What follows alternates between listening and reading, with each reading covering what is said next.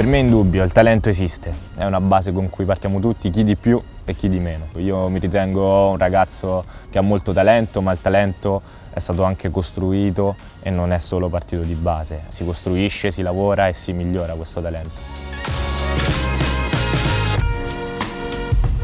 Il salto in lungo è partito principalmente come gioco, l'ho provato una volta in allenamento per entrare in forma nel salto in alto, è uscito un bel risultato, l'ho portato in gara, il primo risultato che è stato quasi record italiano di categoria.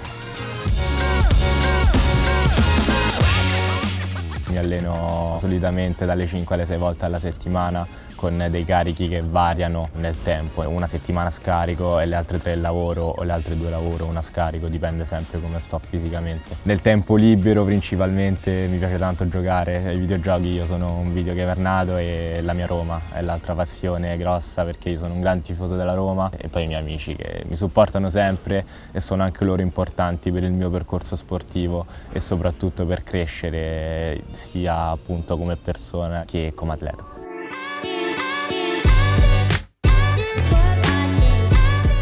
I traguardi nella carriera sportiva di un atleta di base ce li imponiamo noi stessi. Per me magari può essere un record personale o magari anche raggiungere una finale olimpica o magari raggiungere una determinata gara con una stabilità mentale che non c'ero mai riuscito, come magari a Glasgow che sono arrivato a quella gara in una maniera che non c'ero mai arrivato prima, proprio di tranquillità e di calma.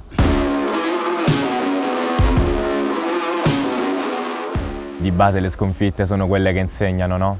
Però diciamo che tutte e due le facce della medaglia, se vogliamo dirlo così, sono di grande insegnamento, perché la vittoria comunque ti porta a un insegnamento su come raggiungi un risultato e di quello che hai passato per raggiungere un determinato risultato, e la sconfitta ti fa capire che anche se ci metti tutto il lavoro che vuoi non sempre si raggiunge il risultato che si cerca. Un valore sicuramente importantissimo che trasmette il nostro sport, come altri, è l'inclusione, proprio alla base dello sport, perché per raggiungere un determinato risultato nel nostro team c'è bisogno di inclusione, per lavorare con tranquillità, serenità e precisione. Poi altri valori importanti, magari l'amore per uno sport, la passione, perché è importante, perché io potrei vivere 24 ore su 24 con questo sport tranquillamente senza avere problemi. E poi la determinazione, perché per raggiungere un risultato bisogna essere determinati e sicuri su quello che si fa. Lo sport è un po' come la vita, no? Bisogna raggiungere un risultato e bisogna godersi il viaggio al meglio possibile.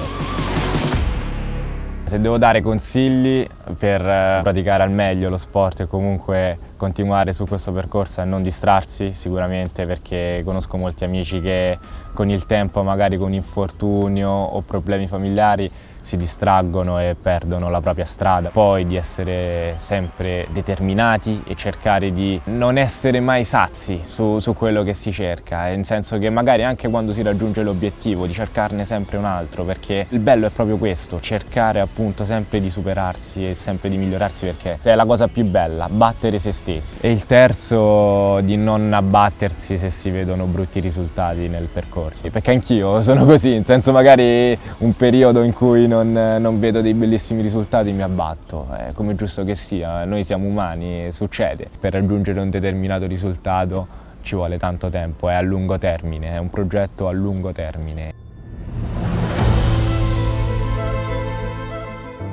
Mamma è stata brava a introdurmi nel mondo dell'atletica ed è stata brava a costruire piano piano Mattia che sono adesso attualmente. Ogni risultato è raggiungibile sia con che senza talento e bisogna solo essere determinati per lavorare al meglio e per raggiungere quel determinato risultato. Se ce lo imponiamo tutto è possibile. Lì si vede la differenza magari tra il campione e il fenomeno. Il fenomeno è colui che ha talento e riesce comunque a portare e esprimere i risultati. Il campione è colui che ha il talento e raggiunge i risultati con il mazzo di chi non lo ha e in automatico esce il campione. Ed è questa la grande differenza tra i due.